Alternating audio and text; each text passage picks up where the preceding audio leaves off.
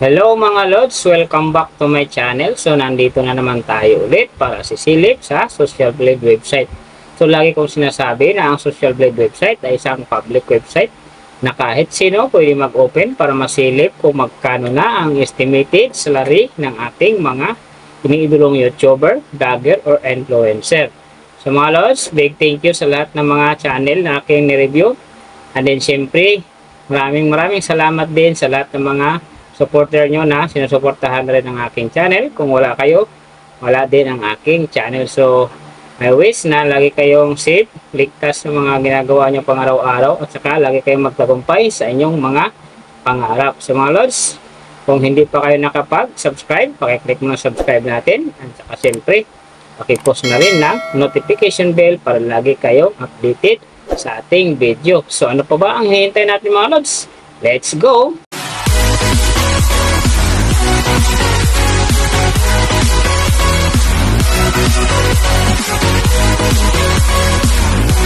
So mga Lods, yung sisilipin naman nating estimated salary ngayon, walang iba kundi kay Kalingap Nico. So isa din siyang Kalingap team member mga Lods. Suportahan din natin ang kanyang channel kagaya ng pag-support natin sa buong Kalingap team. Pero siyempre, huwag niyong kalimutan na isama sa pag-support ang aking channel.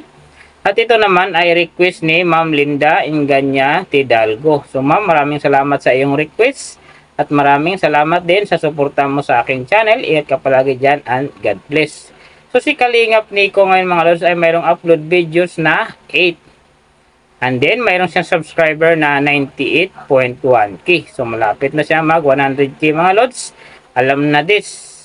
And then may video views siya ngayon na 2,051,028. So ang kanyang country naka-blank pa mga Lods, pero ito siya ay isang Indiano.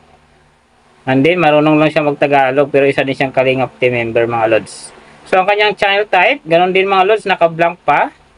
Yung account naman niya, ginawa ito noong October 27, 2023. So, bago lang mga Lods.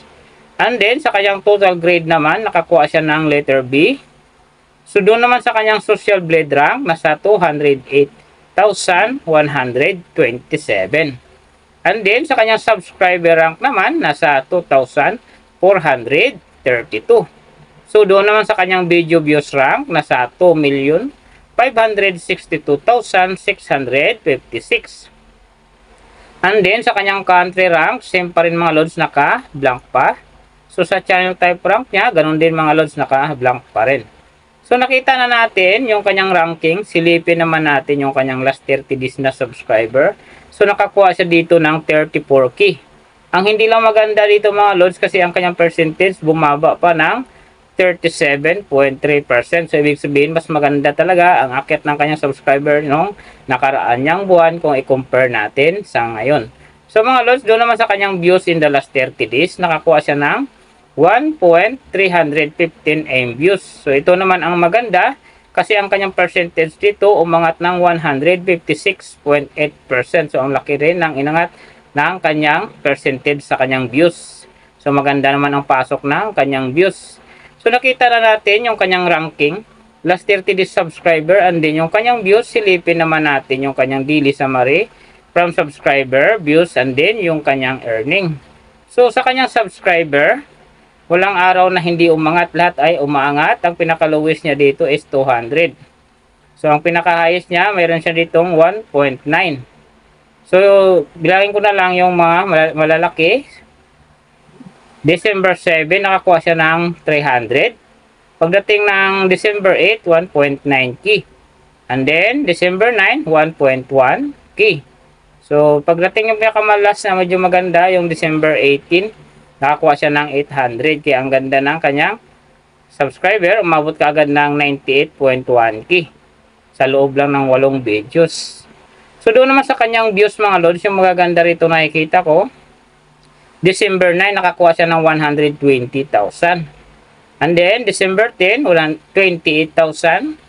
Tapos pagdating ng December 12, 20,000. And then pagdating ng December 15, 87,000. So yan ang medyo magandang views na nakuha niya. Tapos nasabi ko maganda yan mga Lods kasi ang kanyang percentage dito, ang laki ng inangat, umabot ng 156.8%. So doon naman sa kanyang earning, so tingnan natin dito yung December 9. Sa kanyang low estimated, nakakuha siya ng $30 US. And then sa kanyang high estimated naman, nakakuha siya ng $481 US. So ang mga yan naman mga lods, daily summary lang, mas maganda kung silipin natin yung naka-round off na from daily, weekly, and monthly para malaman na natin kung magkano na ngayon ang estimated salary ni Kalingap Nico dito sa YouTube. So unahin natin yung kanyang daily average. So sa daily subscriber, nakakuha siya ng 1.13k. And then sa kanyang views naman, nakakuha siya ng 43,823. So doon naman sa kanyang daily, low estimated ng kanyang earning, nakakuha siya ng $11 US. So times natin sa 55, mayroon siyang 605. And then sa kanyang daily, high estimated naman ng kanyang earning, nakakuha siya ng $175 US. So times natin sa 55, mayroon siyang 9,625. So yan mga lods ang kanyang daily average. So pupunta naman tayo sa kanyang weekly average. So sa weekly subscriber, nakakuha siya ng 7.93k. And then sa kanyang views naman, nakakuha siya ng 306,761. So doon naman sa kanyang weekly, low estimated ng kanyang earning, nakakuha siya ng 77 US. So times natin sa 55, mayroon siyang 4,235. And then sa kanyang weekly, high estimated naman ng kanyang earning, nakakuha siya ng 1,200 US. So times natin sa 55, mayroon siyang 66,000. So yan naman mga lods ang kanyang weekly average. So pupunta naman tayo sa kanyang monthly average.